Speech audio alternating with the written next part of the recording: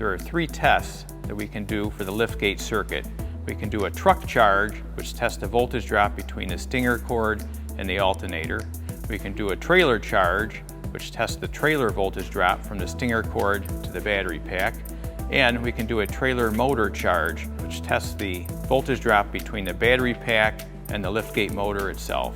Today, I'm going to demonstrate a voltage drop test on the liftgate circuit of this truck. I'm going to start by hitting individual tests, V-drop test, liftgate test, trailer motor.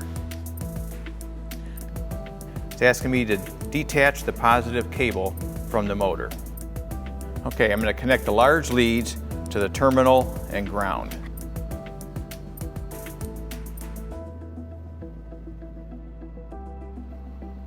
I'm next going to enter the rated circuit current, 70 amps.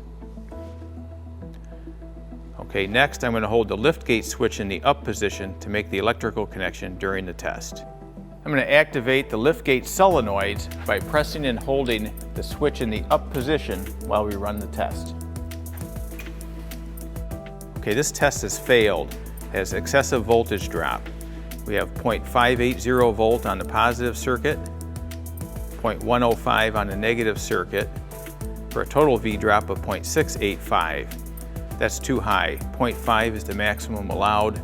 And as you can see, most of the voltage drop is on the positive circuit at 0.580. We should fix that problem and retest to confirm that we have resolved the issue.